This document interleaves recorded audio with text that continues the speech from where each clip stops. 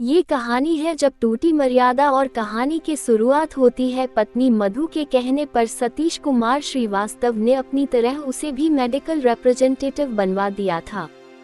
उसी दौरान मधु के कदम बहक गए। इसका परिणाम इतना घातक निकला कि पति पत्नी का रिश्ता आपसी विश्वास पर टिका होता है। कोई आदमी किसी पर सबसे अधिक विश्वास करता है तो अपनी पत्नी पर। पत्नी ही तो उसकी सबसे अच्छी दोस्त और जीवन साथी होती है। ऐसे में पति उस पर अगाध विश्वास न करे तो भला किस पर करे। सतीश को भी अपनी पत्नी मधु पर अंधविश्वास की सीमा तक विश्वास था।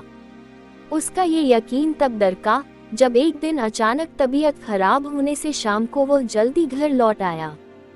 दरअसल सतीश मेडिकल रिप्रेजेंटेटिव था। वो सुबह 10 बजे घर से निकलता था, फिर रात 9 बजे के आसपास ही उसकी वापसी होती थी। लेकिन उस दिन वो जल्दी घर आ गया था। सतीश कुमार श्रीवास्तव जैसे ही घर के दरवाजे पर पहुंचा, अंदर से मधु की खिलखिलाहट सुनाई दी। सतीश के पांव जहां के तहां ठहर गए। सोचने लगा, जब मैं घर में रहता हूँ तब मधु की त्योरियां चढ़ी होती हैं। कुछ कहता हूँ तो चिढ़ जाती है, बोलो मत, मूड खराब है। लेकिन अब वो किसके साथ खिलखिला रही है।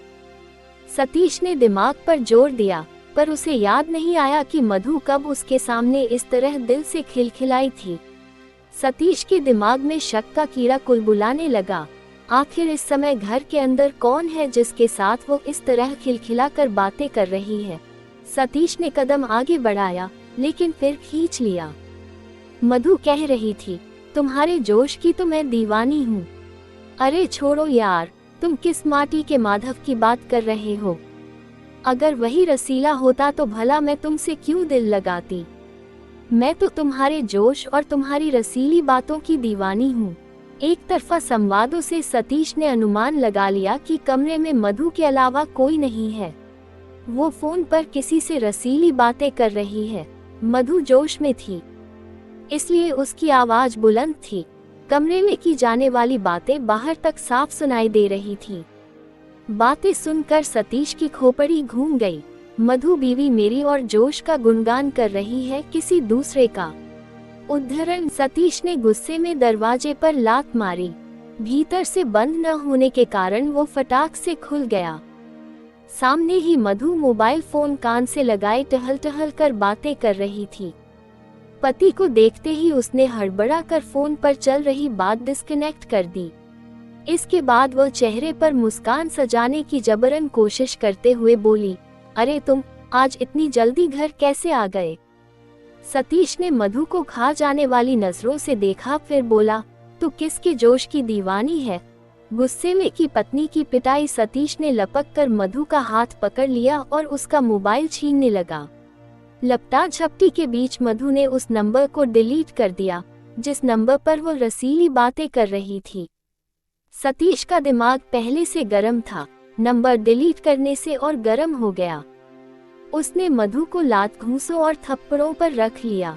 हर प्रहार के साथ उसका प्रश्न होता था, बता, तू किसके जोश की दीवानी है और यह सब कब से चल रहा है। लेकिन पिटाई के बावजूद मधु ने जुबान बंद रखी। मधु को पीटते पीटते जब सतीश पस्त पड़ गया तो घर के बाहर चला गया।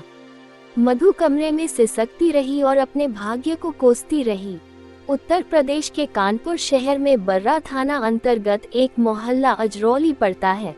इसी मोहल्ले के फेस 2 में सतीश कुमार श्रीवास्तव अपने परिवार के साथ रहता था।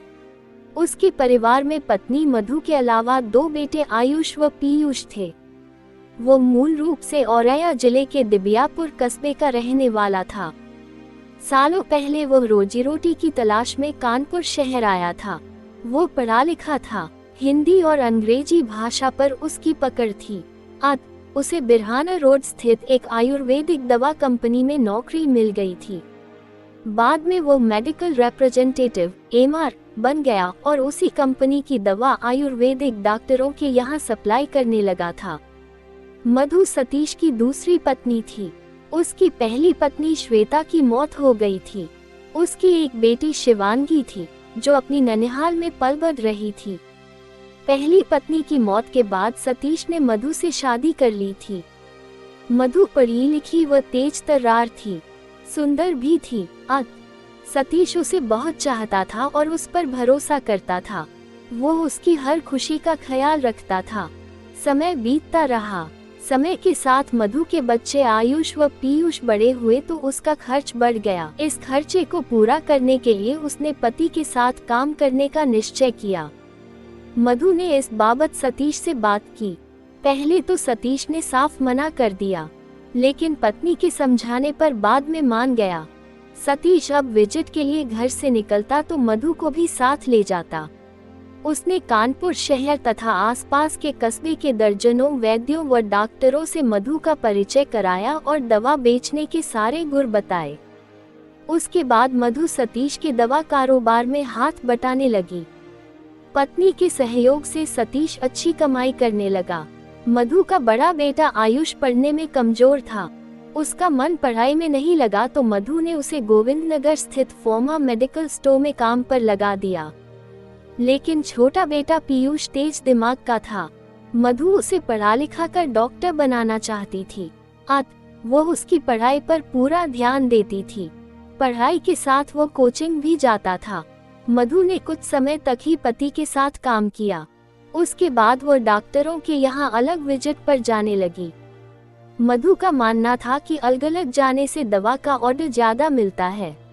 यद्यपि मधु का अलग जाना सतीश को पसंद न था, लेकिन मधु के आगे उसकी एक न चली। 2 डॉक्टरों को फंसा लिया। मधु 2 बेटों की मां जरूर थी, लेकिन उसके बनाव श्रृंगार से कोई भांप नहीं पाता था कि वो 2 जवान बेटों की मां है। सतीश का मन भोग विलास से उचट चुका था। वो दिन भर की भाग दौड़ से इतना थक जाता था कि खाना खाने के बाद चादर तान कर सो जाता था। इसके विपरीत मधु हर रात पति का साथ चाहती थी, लेकिन वह वंचित रहती थी। मधु को जब पति का साथ नहीं मिला तो उसने घर के बाहर ताक झांक शुरू की। उसके संपर्क में कई डॉक्टर ऐसे थे जो मनचले थे और जिन्हें औरत सुख की चाहत थी। मधु ने ऐसे ही शहर के 2 डॉक्टरों को अपने हुस्न के जाल में फंसाया और उनके साथ मौजमस्ती करने लगी।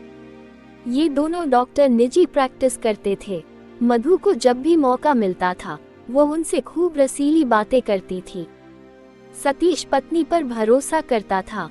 उसने कभी किसी तरह का उस पर शक नहीं किया, लेकिन उस दिन तबीयत खराब होने पर जब वो समय से पहले घर आया और मधु को मोबाइल फोन पर अश्लील और रसीली बातें करते पाया तो उसका विश्वास डगमगा गया।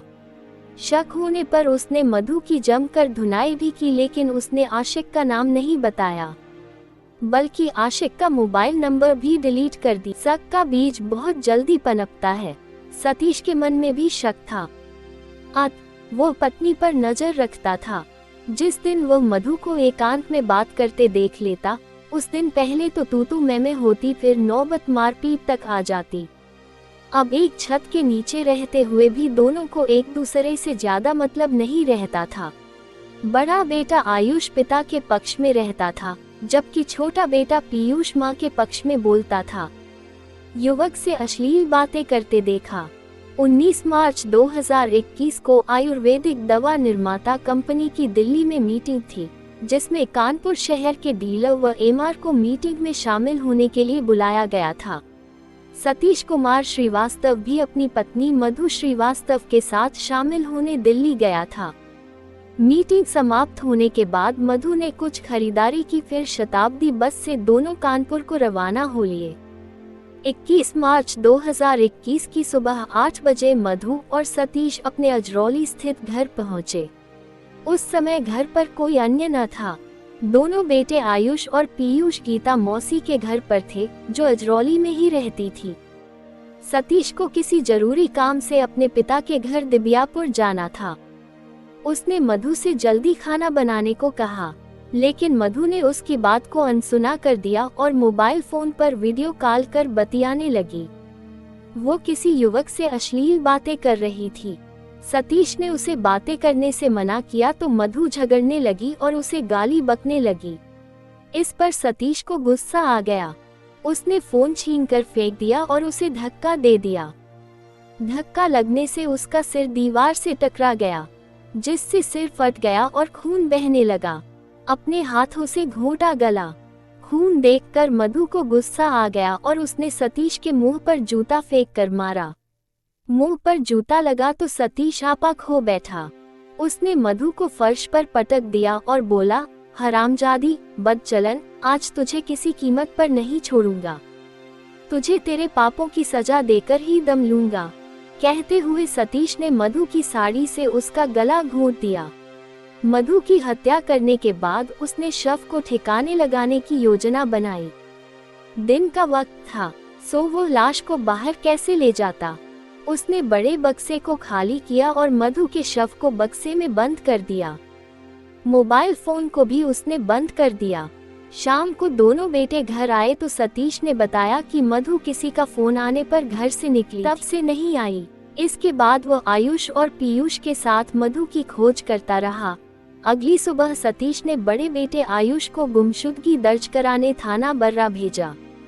वहां पुलिस ने गुमशुदगी दर्ज कर मधु की तलाश शुरू कर दी।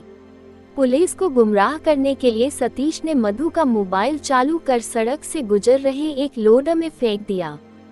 रात में सतीश ने शव को बक्से से निकाला, लेकिन गर्मी की वजह से शव फूल चुका था और उससे दुर्गंध आने लगी थी। पीयूष ने बदबू की बात की तो भेद खुलने के भय से सतीश ने उसे गीता मौसी के घर भेज दिया। आधी रात के बाद सतीश ने एक बार फिर शव को ठिकाने लगाने की सोची। वो शव कमरे से घसीटकर गेट तक लाया, लेकिन उसकी हिम्मत दगा दे गई। शव उठाते समय बाल व खाल उसके हाथ में आ गए। शव सड़ने लगा था। सवेरा होने से पहले सतीश ने गेट पर ताला लगाया और फरार हो गया। पड़ोसियों ने की पुलिस से शिकायत। 23 मार्च 2021 की सुबह सतीश के पड़ोसियों ने सतीश के घर से भीषण दुर्गंध महसूस की तो उन्होंने थाना बर्रा पुलिस को सूचना दे दी। सूचना पाते ही थाना प्रभारी हरमीत सिंह टीम के साथ सतीश के घर पहुंचे।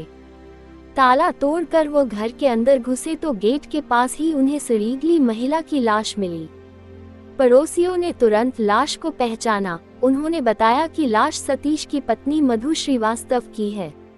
थाना प्रभारी की सूचना पर एसपी दीपक भूकर तथा डीएसपी विकास पांडे भी आ गए। उन्होंने मौके पर फोरेंसिक टीम को भी बुला लिया। पुलिस अधिकारियों ने घटनास्थल का निरीक्षण किया। मृतका की उम्र 40 वर्ष के आसपास थी। संभवतः उसकी हत्या गला दबाकर की गई थी। फोरेंसिक टीम ने भी जांच कर साक्ष्य जुटाए। इसके बाद शव को पोस्टमार्टम हाउस भेज दिया गया। इसी बीच पता चला कि सतीश अपने दोनों बेटों और स्थानीय नेताओं के साथ थाना बर्रा पहुंचा है और पुलिस की नाकामी को लेकर हंगामा कर रहा है। ये सूचना प्राप्त होते ही थाना प्रभारी हरमीत सिंह थाने पहुंचे और सतीश को गिरफ्तार कर लिया। पुलिस ने सख्ती से उससे पूछताछ की तो उसने पत्नी की हत्या का जुर्म कबूल कर लिया। उसने बताया कि मधु बदचलन थी। वो आशिक से मोबाइल पर बात कर रही थी। मना किया तो जूता फेंककर मुंह पर मारा। गुस्से में मैंने उसका गला घोंट दिया। उसके बेटे निर्दोष, उन्हें हत्या की जानकारी नहीं थी। चूंकि सतीश ने हत्या का जुर्म कबूल कर लिया था, थाना प्रभारी हरमीत सिंह ने भादवी की धारा 302 और 201 के तहत सतीश के खिलाफ रिपोर्ट दर्ज कर ली और उसे न्यायसम्मत गिरफ्तार कर लिया।